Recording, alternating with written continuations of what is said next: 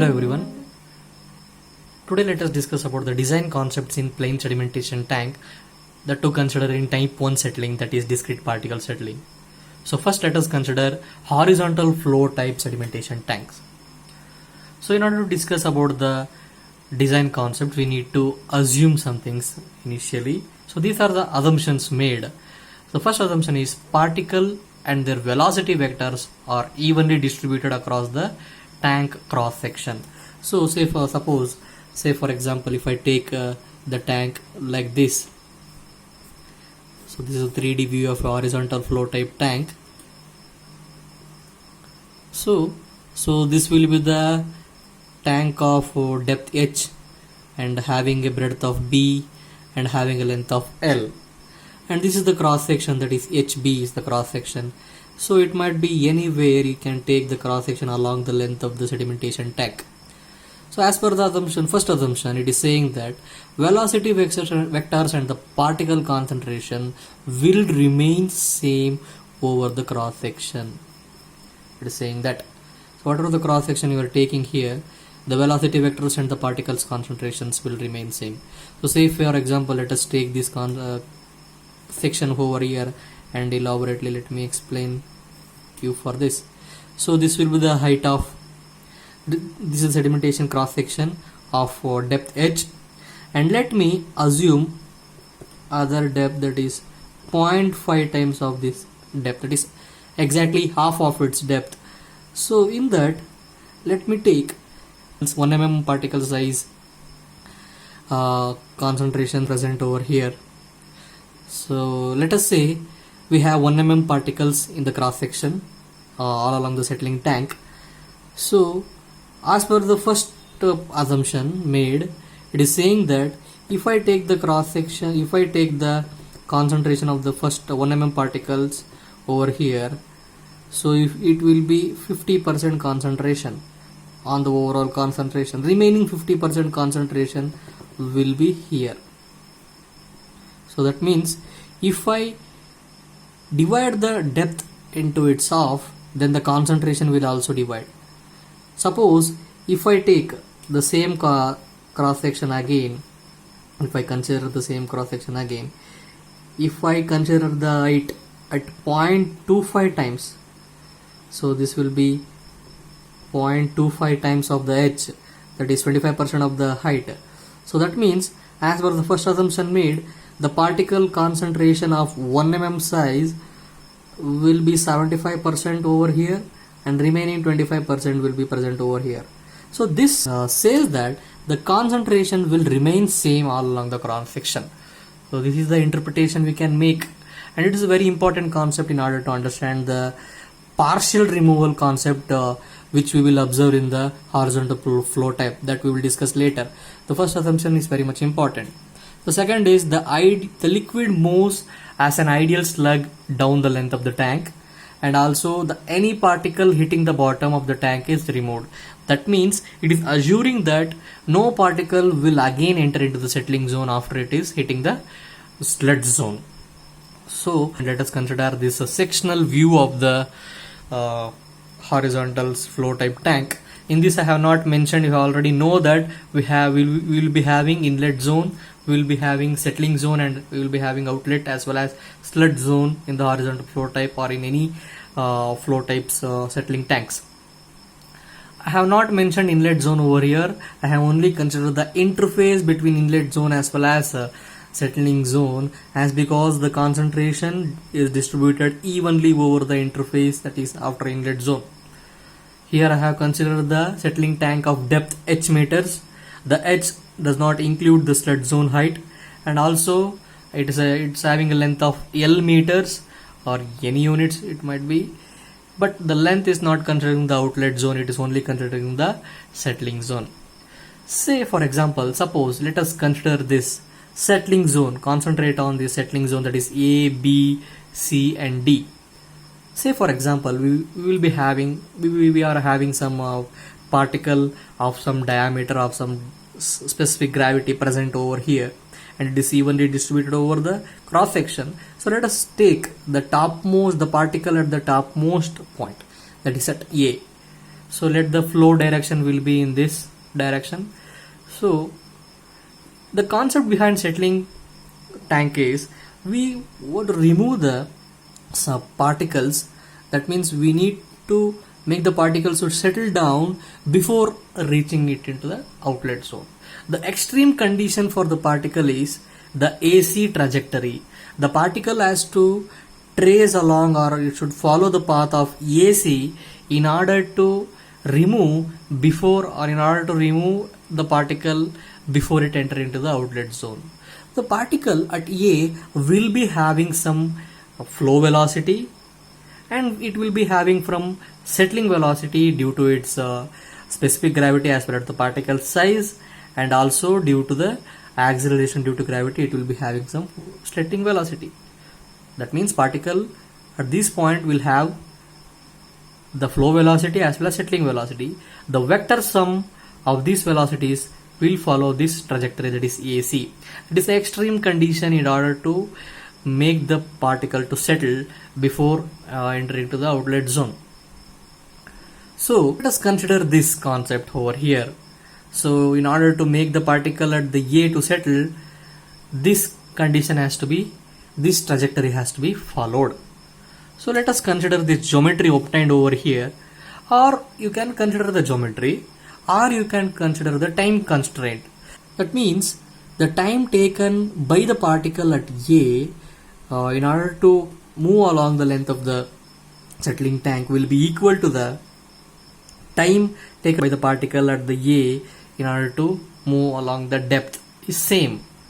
So you can consider the time constraint also, or you can consider the geometry obtained over here. I am considering the geometry over here, considering the extreme case of the slope vector AC and the geometry of the basin. So if you consider the geometry of the basin, if you consider the triangle ABC, you can see that the flow velocity is proportional to the length. That's what I am written here, V by L, and the settling velocity is proportional to the depth. That's what I am written here. So I can write like this also, that is V by Vs, flow velocity divided by settling velocity will be equal to L by H. This relation is very much important. You should remember this. This obtained by the extreme condition case when the particle travels along the AC, and due to geometry this relation is obtained. And you should know this, flow velocity is different as well as settling velocity is different, where flow velocity is obtained like this, that is flow velocity is nothing but discharge divided by BH, where BH is the cross-sectional area of the settling tank, Q is the discharge. So discharge, that means if I consider the settling tank cross-section like this is B and this is H. So let it be the 3D view. This is the 3D view. If I consider the flow velocity, the particle having the flow velocity this V along this cross section, so this velocity is considered to be the flow velocity. So that is mentioned in small letter V. So settling velocity will be calculated based on the parameters such as particle size, specific gravity as well as acceleration due to gravity. So that I will explain afterwards. Based on the Stokes law, you will get the settling velocity. As of now, let us consider the extreme condition. We have the relation like this. We know what is flow velocity now. So let us write the equation for the settling velocity. Vs can be written as V into H by L, where settling velocity can be written like this, where if you substitute the flow velocity V as Q by BH, so here the H gets cancels, so settling velocity will be finally obtained as Q by VL, that is in terms of area you can write it as Q by AS, where AS you can observe in this figure, it is a surface area, plane area, you can say it as plane area. This is L length, right? This is L, and the breadth, so this is height H and this is B. So if I consider the tank of breadth B and the length of L, so this is the plane area over here, B by, that is the plane top surface area, you can consider this is said to be As. So settling velocity is nothing but in the extreme condition, that is when the particle is 100% removed, that is when the particle is traveling over the trajectory AC, which I already shown you. So in such condition, the settling velocity will be equal to the Q by As. So such settling velocity when the particle is 100% removed is said to be surface overflow rate or overflow rate. Simply overflow rate, usually represented as SOR. So the surface overflow rate can be said to be the representing the settling velocity, nothing but a settling velocity of the slowest settling particle which are 100% removed. That means the particles which are following the path AC, the particles following the path AC, which is the smallest particle following the path AC, which are 100% removed, such particle having some settling velocity. So that settling velocity is considered to be the surface overflow rate. Settling velocity is different, surface overflow rate is different, but the settling velocity of a smallest particle which is 100% removed, that means the particle following the trajectory AC is said to be surface overflow rate. That's it. This surface overflow rate usually represented as V naught. That means, so let me go back to the schematic representation or sectional view. That means this trajectory is followed by the particle when the settling velocity will be equal to or greater than V naught. Then only it will settle. If the particles having the settling velocity which is equal to the surface overflow rate or which is greater than the surface overflow rate, then only it will hit the sludge zone, or else it will escape. That means, suppose let us assume that the particle at A will be having the settling velocity lesser than overflow velocity. Then what happens? The particle having the settling velocity lesser than overflow rate will follow the path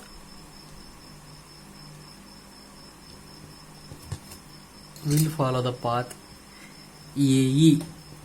That means, so it will be having some same flow velocity, but settling velocity will be lesser than V naught. So in such cases, it will escape the settling zone. It will not settle down. It will escape. So if the particle has to settle, then it should follow this condition. That means settling velocity the particle should have the settling velocity greater than or equal to overflow velocity, or else it will escape the settling zone. That too when the particle is starting from the point A. So let us assume the same particle which I have considered over here, the same particle which is having the trajectory AE in order to flow through the settling tank. Let the same particle be start from somewhere over here. I am taking parallelity. So it might be any h in any height, it might be at any depth, say for example small h. So I have considered the same particle which is having the settling velocity Vs or Vs dash, let me consider, which is overflow velocity, which is lesser than overflow velocity, and that at the point A, if the same particle, it is starting from point A, it will follow the trajectory AE. And if the same particle is starting from A dash, that is at the depth small h, then the trajectory is followed A dash C. That means here it is giving an idea about the partial removal of the particle. The same particle at the A, it is not removed, but the same particle at the A dash, at the point A dash, it is removed. The trajectory remains the same.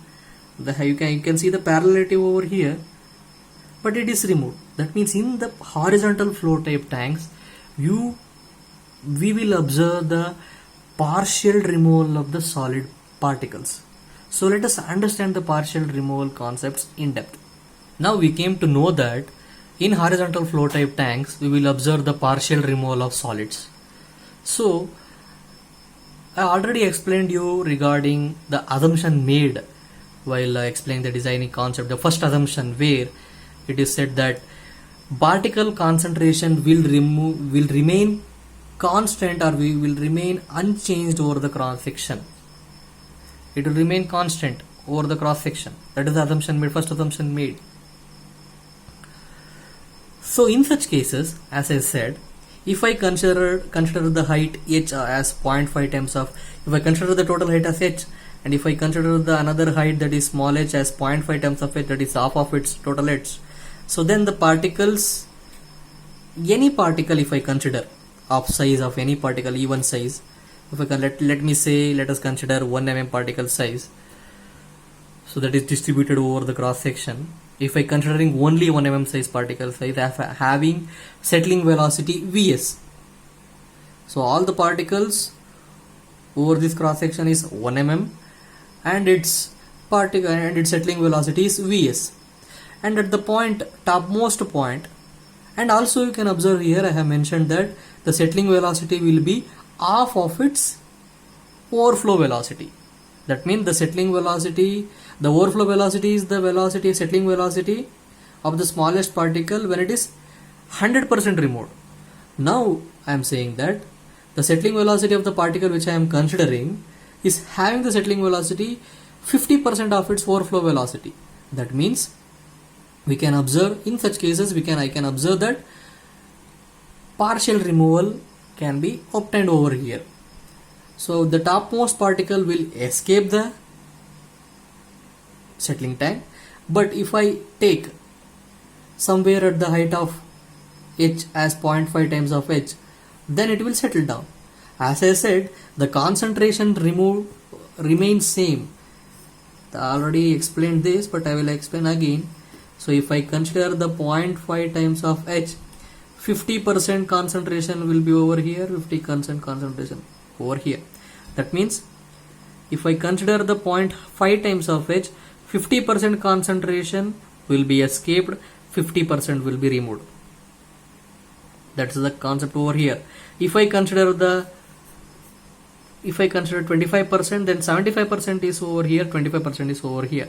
So here it is mentioned, the percentage of lighter particle having settling velocity lesser than overflow velocity which shall be removed will thus be equal to the Vs by V naught, that is fraction of settling velocity with respect to V naught multiplied with 100 will give the percentage removal of that lighter particle. The percentage removal efficiency is given by this formula Vs by V naught into 100, which is also equal to small h by h into 100. Will remain same if I consider the geometry of the trajectories. So this is regarding the partial removal of the solids. So next important parameter is, design parameter is detention period. I want to make the particle to settle down, or I want to allow the particle to settle. In order to do that, so I need to make the particle to flow through the settling tank for some time by hindering its velocity, or else just storing it here for some time. So detention period is also called as detention time as well as retention time. It is defined as the theoretical time required for the water to flow through the tank length. It is, if I consider the rectangular tank, this is the formula which we have, volume of the tank divided by rate of the flow. So where volume of the tank is given as breadth into length into depth or height, if you can say, divided by Q. Q is the flow rate or discharge. If I consider the circular tank, this is the formula we have, where D is the diameter of the tank and H is the sides of the tank. If I consider the circular flow type tanks, where Q is the discharge. Usually the detention time ranges from 4 to 8 for the plain sedimentation and for 2 to 4 hours when the coagulants are used then the detention time will be reduced. And also, due to the due to the currents produced and due to the eddies produced within the sedimentation tank and due to the short circuiting occurring in the sedimentation tank, the ideal condition, that is, the say for example, if I want the particle to flow through the sedimentation tank for 4 hours, this is the ideal condition, but in actual scenario this is not possible.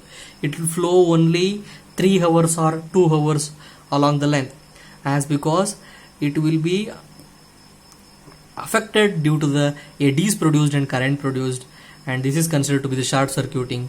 So in the actual scenario you cannot observe the ideal scenario, that is detention time. It will not follow the detention time. It will flow through some period which will be lesser than that of the detention time. Usually it is considered to be 0.25 times or 0.5 times, that is 25% or 50% of the detention period you can observe in the actual scenario.